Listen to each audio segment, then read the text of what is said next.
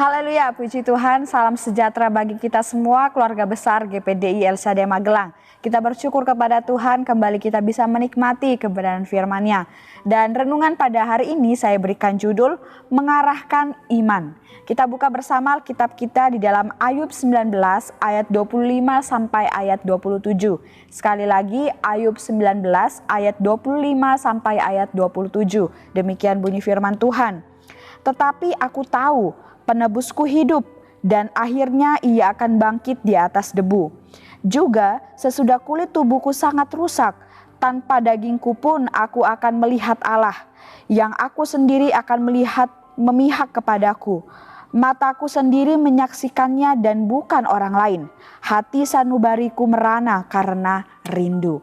Puji Tuhan, Bapak Ibu saudara-saudari yang diberkati oleh Tuhan, kita mengetahui bersama bahwa Ayub mengalami sebuah tekanan yang sangat berat, menghadapi sebuah pergumulan yang sangat berat.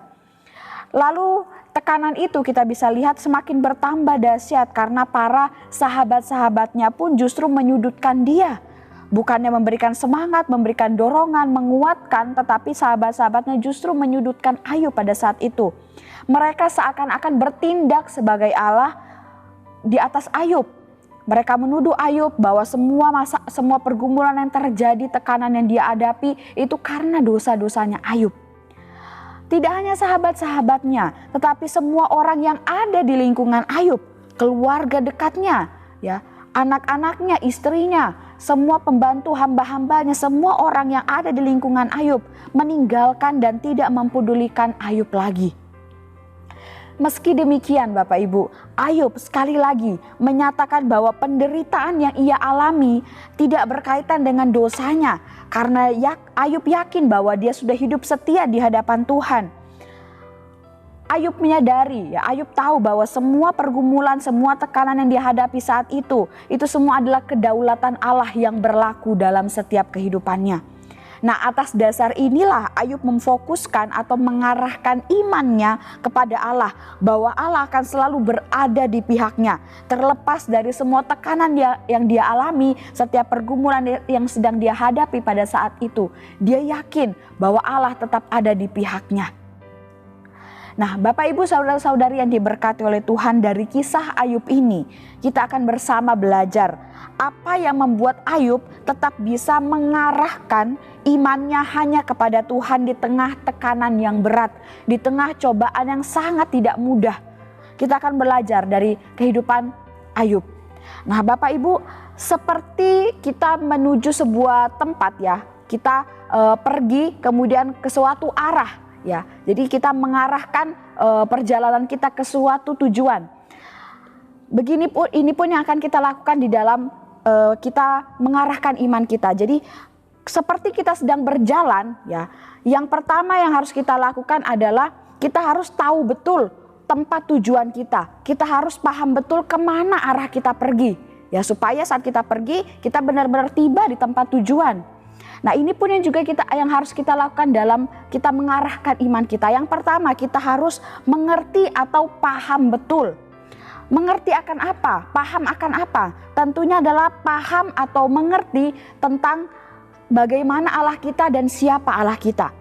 Mengarahkan iman itu artinya kita tujukan iman kita kepada Allah. Jadi kita harus mengerti siapa Allah kita. Kita paham bagaimana Allah yang kita sembah. Seperti Ayub ini, dia paham, dia mengerti siapa Allah yang dia sembah dan bagaimana Allah yang dia sembah. Di dalam ayat yang ke-25 Ayub berkata, "Tetapi aku tahu penebusku hidup, dan akhirnya ia akan bangkit di atas debu." Allah yang disembah Ayub adalah juga Allah yang kita sembah saat ini. Allah kita ini adalah satu-satunya penebus, satu-satunya penolong yang sanggup membantu, yang sanggup memberikan kelegaan bagi setiap manusia. Inilah yang dimengerti dan dipahami oleh Ayub. Dan juga kita harus pahami selalu. Saat kita mengerti atau paham betul bahwa Allah yang kita sembah adalah penebus, Allah yang kita sembah adalah penolong, maka tekanan berat apapun yang kita alami, ya, pergumulan apapun yang sedang kita jalani, tidak akan membuat kita kehilangan kepercayaan kepada Tuhan. Seperti yang dilakukan oleh Ayub ini yang terjadi dalam kehidupannya. Ayub tahu bahwa penebusnya hidup, bahwa Allahnya luar biasa, sanggup memihak dia. Karena dia hidupnya setia, dia yakin bahwa Allah akan membelanya. Dia mengerti benar-benar bagaimana Allah yang dia sembah, sehingga dia tidak mudah goyah. Di tengah tekanan pun dia tetap yakin bahwa Allah memihak dalam kehidupannya. Itu pun juga yang harus kita terapkan dalam kehidupan kita. Kita harus kenal betul-betul Allah kita. Pahami kuasanya, pahami kehendaknya atas kehidupan kita. Sehingga di tengah tekanan apapun kita tidak akan mudah goyah. Tapi kita tahu bahwa ada Allah kita yang akan selalu menolong. Asal kita juga tetap menjaga kehidupan yang benar di hadapan Tuhan. Seperti Ayub, dia tahu bahwa dia tidak berdosa, dia hidup kudus di hadapan Tuhan. Sehingga dia yakin bahwa Allah akan menolongnya. Kita pun juga harus hidup kudus, tidak melakukan dosa, supaya benar-benar Allah memberikan pertolongannya dalam setiap kehidupan kita. Nah, bagaimana cara supaya kita dapat mengerti atau memahami Allah sepenuhnya di dalam setiap kehidupan kita? Caranya ada satu Bapak Ibu, yaitu adalah bergaulah karib dengan Allah.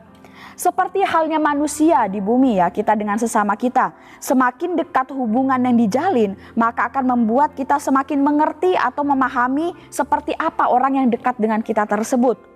Jika kita melakukan hal yang sama dengan Tuhan, semakin kita dekat dengan Dia, semakin kita karib, akrab dengan Tuhan, bergaul dengan Tuhan, maka kita akan menjadi pribadi yang paham, mengerti bagaimana isi hati Tuhan, bagaimana kehendak Tuhan, seperti apa pribadi Tuhan. Bergaul karib dengan Allah melalui sikap dan perbuatan kita yang takut akan Tuhan, menuruti setiap firman-firman-Nya. Sehingga saat kita melakukan hal-hal ini, kita akan benar-benar menjadi pribadi yang mengenal Allah, mengerti isi hatinya, tahu apa yang menjadi kehendaknya. Mazmur 25 ayat 14, di sana firman Tuhan berkata, Tuhan bergaul karib dengan orang yang takut akan Dia, dan perjanjiannya diberitahukannya kepada mereka. Seperti dalam ayat yang saya sebutkan tadi, jika kita takut akan Tuhan dan melakukan setiap perintahnya, maka Allah berkenan untuk dekat dengan kita. Dan Ia pun akan berkenan untuk bergaul karib dengan kita. Dan Dia pun akan berkenan untuk memberitahukan segala kehendaknya, segala rahasia-rahasianya bagi kita. Seperti sesama sahabat, seorang sahabat dengan sahabat yang lain, ketika mereka sangat dekat, antara keduanya pasti akan saling mengetahui rahasia masing-masing. Begitupun juga dengan Tuhan. Saat kita hidupnya takut akan Tuhan, kita dekat dengan Tuhan, Tuhan pun akan berkenan dekat dengan kita. Dan Dia pun akan berkenan memberitahukan perjanjian-perjanjiannya, memberitahukan kehendaknya, memberitahukan isi hatinya bagi kehidupan kita. Sehingga benar-benar kita dengan Tuhan menjadi satu. Ya, kita terikat satu sama lain dengan Allah. Nah, dari sinilah kita akan menjadi pribadi yang benar-benar tahu, ya, tidak hanya sekedar dekat, tapi kita mengerti sampai kedalaman hati Tuhan. Ya, memang kita tidak bisa mengerti ya pikiran Tuhan, rencana Tuhan, tapi saat kita dekat dengan Tuhan, Tuhan akan memberikan kita pencerahan, Tuhan akan mengarahkan kita apa yang menjadi kehendaknya dalam setiap kehidupan kita. Puji Tuhan. Kemudian yang kedua, seperti kita melakukan perjalanan ya, tadi kita harus tahu, paham, mengerti tempat tujuan kita. Kemudian selanjutnya adalah kita harus komitmen. Dalam artian saat kita hendak pergi ke tempat itu ya, kita harus ikuti jalannya ya. Mana jalan yang menuju ke tempat itu, kita harus lalui jalan itu. Jangan kita belok ke kanan, kemudian kita belok ke kiri. Itu akan membuat kita tersesat dan akhirnya tidak akan sampai ke tujuan. Nah, begitu pun juga dengan kita mengarahkan iman kepada Tuhan. Setelah kita paham betul siapa tujuan kita, yaitu Tuhan Yesus, selanjutnya kita harus juga memiliki komitmen. Ya, kita harus benar-benar memastikan iman kita itu terarah kepada Tuhan, tidak belok ke kanan, tidak belok ke kiri, tidak berhenti di tempat, tetapi terus kita arahkan iman kita kepada Tuhan. Di dalam ayat yang ke-26 sampai ayat yang ke-27 di sana dikatakan, Ayub berkata demikian, juga sesudah kulit tubuhku sangat rusak, tanpa dagingku pun aku akan melihat Allah, yang aku sendiri akan melihat memihak kepadaku. Mataku sendiri menyaksikannya dan bukan orang lain. Hati sanubariku merana karena rindu. Nah, dari perkataan Ayub ini kita dapat menemukan sebuah komitmennya, sebuah niat yang sangat kuat dari Ayub untuk selalu memandang kepada Allah. Komitmen adalah perkataan yang menyatakan sebuah kesanggupan untuk berbuat sesuatu.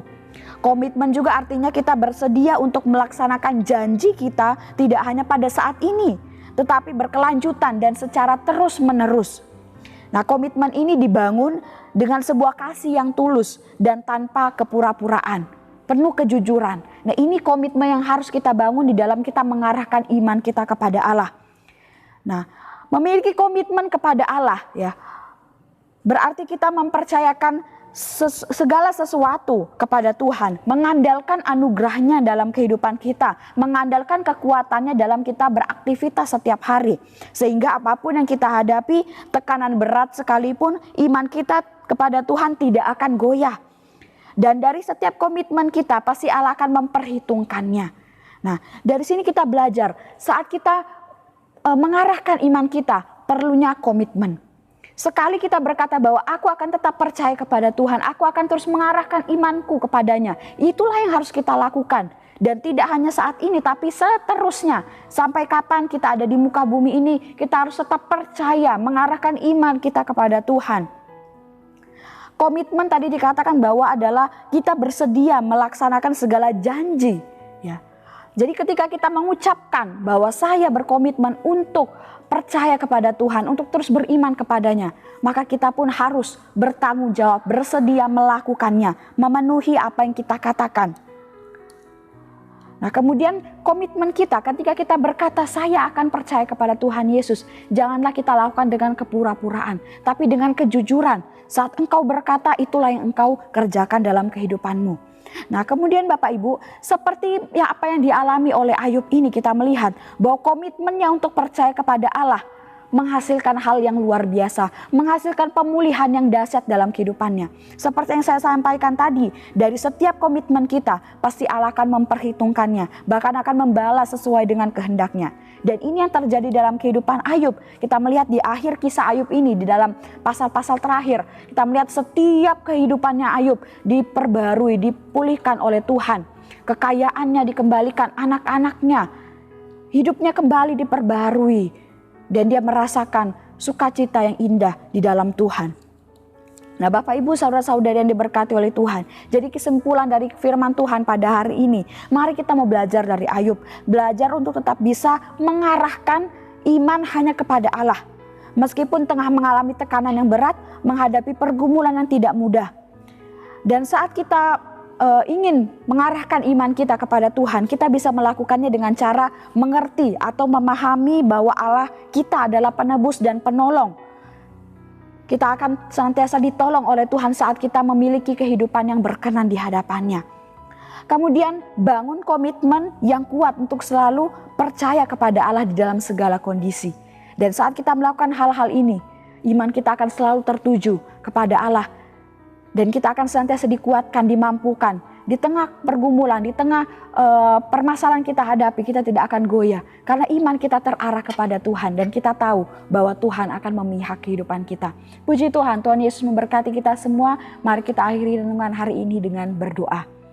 Segala puji syukur, hormat, kemuliaan bagi nama-Mu Tuhan. Kami bersyukur buat setiap firman-Mu yang dapat kami nikmati pada hari ini. Tuhan, Kau berkati setiap jemaat Tuhan yang ada di GPD LSAD Magelang. Supaya mereka hidup semakin hari semakin setia, semakin dekat dengan Tuhan, bergaul karib dengan Engkau. Terima kasih Yesus, terima kasih Bapa. Saat ini kami mau berdoa Tuhan. Kenyangkanlah keluarga besar GPDI LSAD Magelang di waktu pagi dengan kasih setia-Mu. Supaya bersorak-sorai dan bersukacita semasa hari-hari kami. Biarlah kelihatan kepada kami perbuatan-Mu dan semarak-Mu. Terima kasih Tuhan, kami aminkan setiap firman-Mu ini di dalam setiap kehidupan kami. Kami sudah terima kebenaran firman-Mu dengan penuh sukacita. Kami bersyukur dalam nama Tuhan Yesus. Haleluya. Amin.